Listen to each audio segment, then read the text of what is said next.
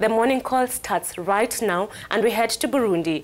To our first leading story of the day, in a bold move, Burundi has asked the UN Human Rights Office to leave the country. The East African nation's government has long been angered by UN reports describing alleged abuses amid the political turmoil since President Pierre Nkurunziza decided to run for another term barely 3 years ago, defying the country's constitution of a 2-year limit. This is not the first time that Burundi is at loggerheads with institutions. Absolutely, Elaine. In October 2016, the country suspended its cooperation with the UN Human Rights Office for its complicity in writing a report accusing Bujumbura of systematic violations and warning against the risk of genocide. And then, in September 2018, Burundi threatened to leave the Human Rights Council altogether after another report on crisis against humanity emerged. Finally, Burundi became the first country to leave the International Criminal Court, hence starting a wave in the continent inspiring other powers to consider retiring from the international body. Well, we're now joined online from Paris, France, with Florent Gel, the Africa Desk Director of the International Federation for Human Rights. Hello, and thank you for granting us this interview. To our first question is Burundi has asked the United Nations High Commissioner for Human Rights to close its office in Bujumbura.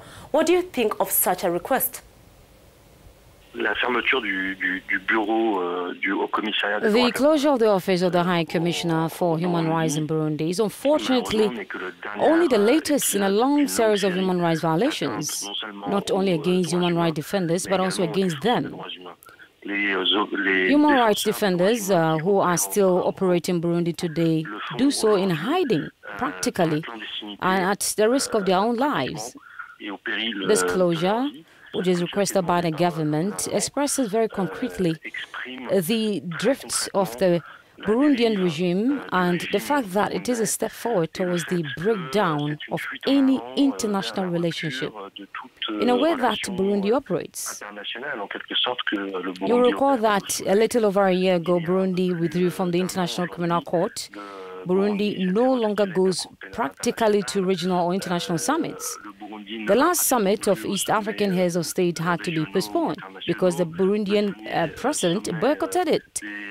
Burundi is locked in a closed room and only wants to have a relationship with a few friendly countries, which are often countries in which dictatorship or authoritarianship regimes are in power. The objective of them is to no longer have any witnesses to what is happening in Burundi.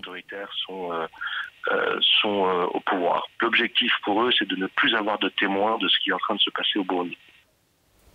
Well, Mr. Florent Gel, we know that Burundi is a member of the African Union and the United Nations. What margin of authority do these two institutions have to force this country not to neglect its international commitments?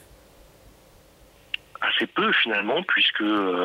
Finally, not much, since the African Union does not really take a decision. The only decision they made was to send military observers and human rights observers almost 2 years ago. These observers have no room for maneuver, and the reports they make are not public. So it is clear that the actions being taken today by the African international community are not succeeding in solving the problem that is unfolding today. The same is true for United Nations, which adopted a resolution sending more than 130 police officers.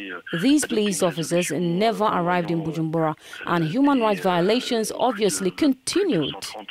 In the same way, one could say that the political dialogue that should solve a problem of a political nature, unfortunately, in the face of the intransigence of the Bujumbura authorities, this dialogue cannot take place.